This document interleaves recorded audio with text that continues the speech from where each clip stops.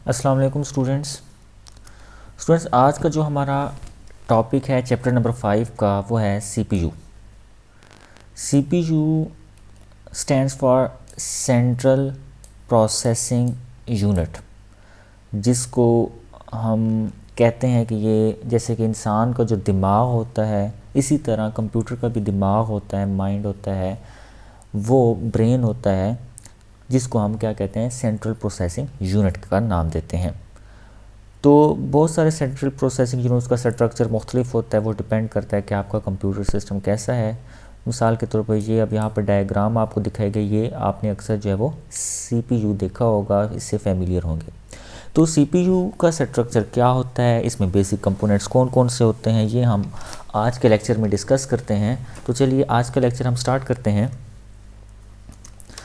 तो सबसे पहले तो हम सीपीयू देख लेते हैं कि इसकी फुल फॉर्म क्या है और ये क्या काम करता है, ये क्या है। तो CPU stands for central processing unit. इसकी फुल फॉर्म हमने देख ली कि सेंट्रल प्रोसेसिंग यूनिट है और ये ब्रेन ऑफ द कंप्यूटर कहलाता है, क्योंकि सारा जो प्रोसेसिंग का अमल होता है, जो मेमोरीज़ होती हैं, जो कि बसेस होती हैं, जो हमने पहले लेक्चर में बसेस का थोड़ा बहुत इंट्रोडक्शन देखा था, आगे भी हम देखेंगे। जितनी भी कंपोनेंट्स होते हैं वो सारे के सारे इसी सीपीयू में होते हैं, इसी में सारी प्रोसेसिंग होती है, इसी में सारे ऑपरेशंस परफॉर्म होते हैं, जिसकी वजह से ये क्या कहलाता है, कंप्यूटर का ब्रेन कहलाता है। नेक्स्ट हमारे पास क्या है, it is most important components of the computer. जी लाजमी बात है, अगर दिमाग नहीं होगा, सीपीयू नहीं होगा, तो सिर्फ इनपुट डिवाइसेस या आउटपुट डिवाइसेस का कोई जो है वो काम नहीं है, क्योंकि जितनी भी इनपुट डिवाइसेस हैं या जितनी भी आउटपुट डिवाइसेस हैं वो इसी सीपीयू के साथ क्या होती हैं, कनेक्टेड होती हैं। तो लिहाजा सीपीयू एक सेंट्रल डिवाइस भी है कि जिससे इनपुट और आउटपुट के दरमियान में ये चीज़ होती है, तभी वो कम्युनिकेशन कर सकते हैं, सारे आउटपुट आप देख सकते हैं। तो ये एक इम्पोर्टेंट पार्ट इस वजह से कहलाता है। इसको आप प्रोसेसर भी कह सकते हैं, क्योंकि बहुत सारे फंक्शन परफॉर्म किए जाते हैं, प्रोसेस होते हैं। A computer can not work without CPU. कोई भी कंप्यूटर जो है वो सीपीयू के बगैर काम नहीं कर सकता। All computer must have a central processing unit. जितने भी कंप्यूटर्स आए हैं उनमें सेंट्रल प्रोसेसिंग यूनिट ज़रूर होता है। CPU is located on the motherboard. अब CPU यानी कि जो प्रोसेसिंग यूनिट होता है वो कहाँ पर होता है, मदरबोर्ड पर होता है। ठीक है। It carries out of the work of a computer. ये कंप्यूटर के जितने भी काम होते हैं यही करता है, यानी कि हमने इनपुट इंस्ट्रक्शंस दी, तो इंस्ट्रक्शन पर प्रोसेस कौन करेगा, सीपीयू करेगा। प्रोसेस करने के बाद आउटपुट कौन शो करवाएगा, वो भी सीपीयू ही करेगा। CPU perform all operations on data according to the given instruction. यानी कि हमने पिछले लेक्चर में भी एक छोटी सी एग्जांपल देखी थी कि हमने एक इंस्ट्रक्शन लिखी है 2+3। ठीक है। अब ये हमारे पास इंस्ट्रक्शन है, तो इसी इंस्ट्रक्शन के मुताबिक सीपीयू ने क्या करना है, इस पर प्रोसेस करना है, और सीपीयू ही की जिम्मेदारी होती है कि वो क्या दिखाए, आउटपुट दिखाए। इट एग्जीक्यूट्स इंस्ट्रक्शन, कि ये जो इंस्ट्रक्शन है ये एग्जीक्यूट करेगा, एंड टेल्स अदर पार्ट्स। और सीपीयू के अंदर जो दूसरे हिस्से होंगे, कौन से दूसरे हिस्से, जैसे कि मेमोरी हो गई है, जैसे कि हार्ड डिस्क हो गई है, दूसरे हिस्सों में कंप्यूटर के जो होते हैं व्हाट टू डू, यानी कि ये एग्जीक्यूट करती है इंस्ट्रक्शन को और कंप्यूटर के पार्ट्स को बताती है कि उन्होंने करना क्या है। यानी कि करना क्या है, इससे क्या मुराद है कि उन्होंने प्लस करना है, माइनस करना है, कि ऑपरेशंस कौन सा परफॉर्म करना है। Most of the work consist of calculations and data transfer. तो ज़्यादातर कंप्यूटर का क्या काम होता है, कैलकुलेशन करना और डाटा को ट्रांसफ़र करना। यानी कि इनपुट है, इनपुट हम क्यों देते हैं कि हमें आउटपुट है। अब इनपुट से लेकर आउटपुट, इसके दरमियान में क्या चीज़ है, सीपीयू है, प्रोसेसिंग यूनिट है। तो ज़्यादातर क्या करते हैं, हम कैलकुलेशंस करते हैं, बहुत बड़ा डाटा हो उसको ऑर्गेनाइज करना हो, सॉर्ट करना हो, तो ये सारा काम कौन करेगा, सीपीयू करेगा। इसके बगैर काम मुमकिन नहीं है। तो इस वजह से पिछली स्लाइड में हमने देखा कि इंपॉर्टेंट पार्ट इस वजह से कहलाता है, इसके बगैर कोई काम नहीं हो सकता।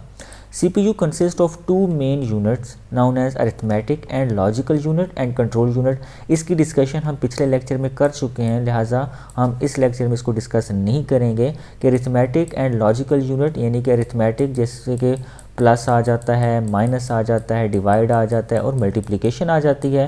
जबकि लॉजिकल यूनिट में हमने क्या देखा था कि दो वैल्यूज़ के दरमियान में अगर कंपैरिजन करना है, यानी कि 2 और 3 है, इसमें से बड़ी वैल्यू कौन सी है, छोटी वैल्यू कौन सी है, ये सारे लॉजिकल यूनिट कहलाते हैं। जबकि कंट्रोल यूनिट जो तमाम पार्ट्स को क्या करता है, कंट्रोल करता है। नेक्स्ट हमारे पास यही नाम है कि ALU, जिसको हम अरिथमेटिक एंड लॉजिकल यूनिट कहते हैं और कंट्रोल यूनिट कहते हैं। आगे हम पढ़ते हैं what is main memory. Main memory class हम पहले भी डिस्कस एक दफ़ा कर चुके हैं कि जो भी आप प्रोग्राम ओपन करते हो एग्जीक्यूशन के लिए, वो पहले कहाँ पर आता है, मेन मेमोरी। यानी कि मैं अगर आपको फ़्लो चार्ट बना के दिखाऊं तो सबसे पहले आपका जो प्रोग्राम पड़ा होता है वो कोई सॉफ्टवेयर भी हो सकता है, वो कोई गेम भी हो सकती है, वो कोई मूवी भी हो सकती है, कोई ऑडियो फाइल भी हो सकती है, वो हार्ड डिस्क ड्राइव पे पड़ी होती है। दूसरा यानी कि जब आप उस पर डबल क्लिक करते हैं, इंटर प्रेस करते हैं, तो वो किस में आती है, रैम में आ जाती है। जब जैसे ही रैम में वो आती है तब उसकी क्या होती है, एग्जीक्यूशन स्टार्ट होती है। रैम में आएगा कोई प्रोग्राम तो उसकी एग्जीक्यूशन स्टार्ट होगी, अदरवाइज उसकी एग्जीक्यूशन नहीं हो सकती। तो main memory is an important component of the computer system. It is use to store program, ये प्रोग्राम को स्टोर करने के लिए इस्तेमाल की जाती है। एंड डाटा, और जो भी डाटा होता है, यानी कि प्रोग्राम और data that are being used, जो कि हमने इस्तेमाल करना है उस वक्त। ठीक हो गया। It is also known as working area of a computer system. ये हमने पिछले लेक्चर में बात की थी कि रैम जो है, यानी कि जो मेन मेमोरी है, ये क्या कहलाता है, वर्किंग एरिया, यानी कि यहाँ पर काम किया जाता है। इस वजह से हम इसको कंप्यूटर सिस्टम का वर्किंग एरिया भी कहते हैं। A computer can not work without main memory, कि कंप्यूटर जो है मेन मेमोरी के बगैर काम बिल्कुल नहीं कर सकता। एक कंप्यूटर सिस्टम में अगर मेन मेमोरी ही नहीं है तो प्रोग्राम की एग्जीक्यूशन बिल्कुल नहीं होती। अब हम बात कर लेते हैं कि पिछले लेक्चर में तो हमने सिर्फ मेन मेमोरी का थोड़ा बहुत पढ़ा था। इस लेक्चर में हमने डिटेल से पढ़ना है कि मेन मेमोरी तो ठीक है जी, होती है, कैसे होती है, अब इसका स्ट्रक्चर क्या है, इसकी बनावट कैसे है, कैसे बनी होती है। तो ये इस स्लाइड में आपको ये चीज़ मिल जाएगी कि main memory is the modern computer is built in the form of a chip. एक चिप की तरह होती है। इसकी डायग्राम इस तरह की भी है, यानी कि आपने अक्सर देखा होगा कि रैम किस तरह बनी होती है, एक चिप की बनी होती है। The chip is made of a semi conductor material. उसका मटेरियल क्या होता है, सेमी कंडक्टर होता है।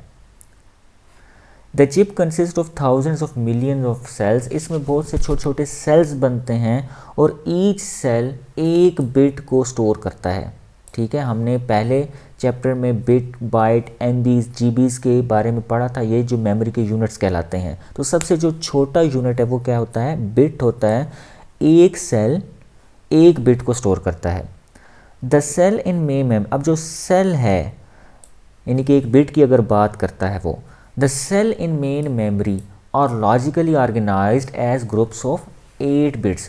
तो ये जो सेल्स होते हैं इनको छोटे छोटे ग्रुप्स में तकसीम किया जाता है, और जब 8 बिट बन जाती हैं तो हमारे पास एक बाइट बन जाता है। ठीक है, वन प्रोग्राम ऑफ 8 बिट्स, कि अगर 8 बिट्स मिल जाती हैं तो हमारे पास क्या बना देती हैं, एक बाइट बना देती हैं।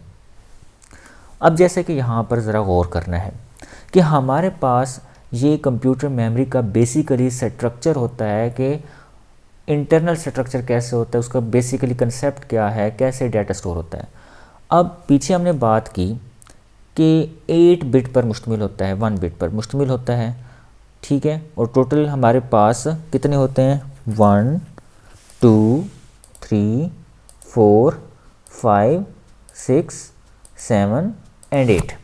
ठीक है, तो ये हमारे पास क्या है, 8 बिट हैं। ठीक हो गया, और इसमें से ये जो आपको रेड कलर में नज़र आ रहा है ये किसको शो करता है, 1 बिट को शो करता है। इसी तरह ये हमारे पास 1 byte, 2 byte, 3 byte, 4 byte, 5 byte, इसी तरह 100। ठीक है, तो एक ये हमारे पास क्या हो गया, 1 बाइट हो गया। अगर मैं आपको ये कहूँ कि यहाँ से लेकर यहाँ तक यानी कि कितने आ गए, 1 2 3 4 5, और एक सेल में यानी कि 8 बिट हो गए, तो 8 को हम मल्टीप्लाई कर देंगे किससे, 5 से, यानी 5 से कर देंगे तो हमारे पास क्या आ जाएगा 40। अब 40 हमारे पास क्या चीज़ है, बिट्स हैं। ठीक हो गया, यानी कि हमारे पास 5 बाइट अगर हैं, ठीक है, तो ये क्या बनता है 40 बिट्स बनते हैं। और हर आप देखें कि हर बाइट का क्या होता है, एड्रेस होता है। ये बहुत इंपॉर्टेंट पॉइंट आपने याद रखना है एड्रेस का, क्योंकि अगली स्लाइड आपको तभी समझ आएगी। हर बाइट का क्या होता है, एड्रेस होता है। ठीक है, अगली स्लाइड में हम करते हैं कि each byte in the memory is assigned a unique number, यानी कि हर बाइट का क्या है, मेमोरी में हर बाइट का एक यूनिक नंबर होता है। यूनिक नंबर से मुराद ये, जैसे कि क्लास में आपके रोल नंबर एक दूसरे से मुख्तलिफ होते हैं। यूनिक मतलब एक दूसरे से मुख्तलिफ होना। ठीक है, तो ज़रा यहाँ पर देखें, अब इसका क्या है, 0 दिया हुआ है, 1 दिया हुआ है, 2, 3, यानी कि जो भी बाइट देखें उसका जो नंबर होगा वो यूनिक होगा। दो एक जैसे नंबर बिल्कुल नहीं होंगे। The number is known as the address of the byte. अब ये नंबर क्या कहलाता है, दरअसल ये एड्रेस हैं। दरअसल ये क्या है, एड्रेस हैं। तो याद रखिएगा कि अगर हम कोई डाटा एक्सेस करना चाहते हैं तो उसका एड्रेस हम देते हैं। एग्जैक्ट डायरेक्टली उस डाटा पे नहीं जाते, बल्कि उसका एड्रेस हम मेंशन करते हैं। तो आगे जो टॉपिक है छोटा सा वो यही है कि हम डाटा कैसे एक्सेस करते हैं मेन मेमोरी में। तो एड्रेस देते हैं जी, main memory is a sequence of bytes. ये भी हमने पीछे पढ़ा कि बाइट्स का सीक्वेंस होता है उसमें। CPU and other components can, अब CPU ने डाटा एक्सेस करना है क्योंकि हमने इनपुट दी होती है, यूज़र ने इनपुट दी होती है, तो CPU का काम क्या है कि वहाँ से डाटा एक्सेस करे। कहाँ से, मेन मेमोरी से। तो कैसे, CPU and other components can access any byte, तो वो क्या करेगा, बाइट को एक्सेस करेगा कि कौन से बाइट पर जाए। मिसाल के तौर पर कि ये हमारे पास मेमोरी थी 0, 1, 2, तो इसमें डाटा जो भी है इससे उसको कोई गर्ज नहीं है, बस गर्ज किससे है कि उसका एड्रेस क्या है। तो ये क्या है, बाइट है। ठीक है, तो वो क्या करेगा, एक्सेस एनी बाइट, किसी एक बाइट को एक्सेस करेगा of the main memory by specifying its address, उसका एड्रेस देके। जैसे कि आप कोई भी लेटर पोस्ट करते हैं, ठीक है, तो आप उसका एड्रेस मेंशन करते हैं, तभी सही एड्रेस पर वो डाटा पहुंचता है। तो बिल्कुल सेम कंसेप्ट है कि आप कोई भी डाटा एक्सेस करते हैं तो सबसे पहले आप उसके एड्रेस पर तो जाएं, फिर जाके आपको डाटा भी मिल जाएगा। Different bytes can be accessed randomly, तो ये नहीं है कि 0, 1, 2 है, इसका ये मतलब नहीं है कि पहले 0 होगा और 1 होगा, ऐसा नहीं है। बल्कि आपको अगर एड्रेस नंबर 2 पर जाना है तो आप डायरेक्टली यहाँ पर जा सकते हैं। तो रैंडमली मतलब यह है कि डायरेक्टली आप किसी भी एड्रेस पर जा सकते हैं। The memory is build from electronic components, कि जितने भी ये कंपोनेंट मेमोरी के कंपोनेंट्स होते हैं ये इलेक्ट्रॉनिकली कंपोनेंट्स होते हैं, इलेक्ट्रॉनिक चीज़ें होती हैं। Accessing any part of the memory takes equal time, अगर आपने 1 को भी एक्सेस करना है या 2 को एक्सेस करना है, ये नहीं होगा कि एक देर लगेगी या इक्वल टाइम नहीं होगा, टाइम ड्यूरेशन सबका क्या होता है, सेम होता है। No mechanical movement, mechanical movement कहते हैं कि जैसे हम चल कर एक जगह से दूसरी जगह जाते हैं। मिसाल के तौर पर हमने अगर कोई मार्केट से कोई चीज़ लानी पड़ती है तो हमें फ़िज़िकली जाना पड़ता है, ये है मैकेनिकल मूवमेंट। तो जबकि मेमोरी में हमने एक फ़ोल्डर से, अगर कंप्यूटर की बात करते हैं कि हमने एक फ़ोल्डर से दूसरे फ़ोल्डर में जाना है तो चल के तो हम नहीं जाते, यानी कि कोई मैकेनिकल मूवमेंट नहीं, हम बैठे बैठे माउस को इस्तेमाल करके एक्सेस कर सकते हैं, कॉपी पेस्ट वगैरह कर सकते हैं, एक फ़ोल्डर से दूसरे फ़ोल्डर में डाटा ट्रांसफ़र कर सकते हैं।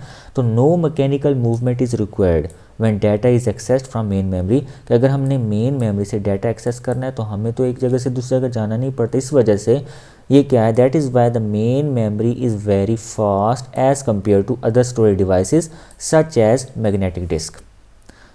ठीक है, आप जस्ट डबल क्लिक करते हैं और वो रैम में आ जाता है। तो इसमें रैम का आगे काम है या CPU का आगे काम है कि वो डाटा एक्सेस करे। There are 2 types of main memory. RAM, हमारे पास मेन मेमोरी 2 तरह की होती है, एक रैम यानी कि जिसको हम रैंडम एक्सेस मेमोरी कहते हैं, और रोम है जिसको हम रीड ओनली मेमोरी कहते हैं। इन दोनों की हम बड़ी डिटेल से नेक्स्ट लेक्चर में डिस्कशन करेंगे, इसका स्ट्रक्चर देखेंगे। तब तक के लिए अल्लाह हाफिज़। अगर किसी का कोई क्वेश्चन है तो आप कमेंट सेक्शन में पूछ सकते हैं। Thank you so much. अल्लाह हाफिज़।